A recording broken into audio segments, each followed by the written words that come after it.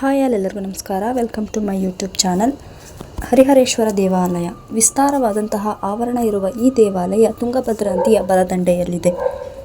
ಇದನ್ನು ಹೊಯ್ಸಳರ 2ನೇ ನರಸಿಂಹನ ಸೇನಾದಂಡ ನಾಯಕನಾದ ಪೊಲ್ವಾಳನು ಕ್ರಿಸ್ತಶಕ 1224ರಲ್ಲಿ ನಿರ್ಮಿಸ್ತಾನೆ. ಈ ದೇವಾಲಯಕ್ಕೆ ಉಚ್ಚಂಗಿಯ ಪಾಂಡ್ಯರು ಮತ್ತು ವಿಜಯನಗರದ ಅರಸರು ನೀಡಿದಂತಹ ದಾನದತ್ತಿಗಳ ಬಗ್ಗೆ ಇಲ್ಲಿರುವ ಶಾಸನಗಳ ಮೇಲೆ ಕೆತ್ತಿದ್ದಾರೆ. ಈ ದೇವಾಲಯವು ಸಂಪೂರ್ಣವಾಗಿ ನಕ್ಷತ್ರಾಕಾರದಲ್ಲಿದ್ದು 20 ವರ್ಷಗಳ ಕಾಲ ಇದನ್ನು ಕಟ್ಟಲು ತೆಗೆದುಕೊಂಡಿದ್ದಾರೆ. ಇದಕ್ಕೆ ಈಗ 800 ವರ್ಷಗಳು ಕಳೆದಿವೆ. ಈ ದೇವಸ್ಥಾನದ ವಿನ್ಯಾಸದಲ್ಲಿ ಗರ್ಭಗೃಹ, ಅಂತರಾಳ, ನವರಂಗ ಮತ್ತು ಮಹಾಮಂಟಪಗಳನ್ನು ಒಳಗೊಂಡಿದೆ. ಇಲ್ಲಿ 56 ಕಂಬಗಳು ಇವೆ. ಒಂದು ಕಡೆಯಿಂದ ನೋಡಿದರೆ ಎಲ್ಲಾ ಕಂಬಗಳು ಕಾಣುವುದು ಇಲ್ಲಿನ ವಿಶೇಷತೆ. ಇನ್ನು ಹರಿಹರೇಶ್ವರ ದೇವಾಲಯದ ಬಗ್ಗೆ ಹೇಳೋದಾದರೆ ಇಲ್ಲಿ ಗುಹಾಸರ ಎಂಬಂತಹ ರಾಕ್ಷಸನನ್ನು ಸಂಹಾರ ಮಾಡಲಿಕ್ಕೆ ಶಿವ ಮತ್ತು ವಿಷ್ಣು ಒಂದಾಗಿ ಇಬ್ಬರೂ ಕೂಡ ಗುಹಾಸುರನನ್ನು ಕೊಂದು ಇಲ್ಲಿ ಮೂರ್ತಿಯಾಗಿ ನೆಲೆಸಿದ್ದಾರೆ.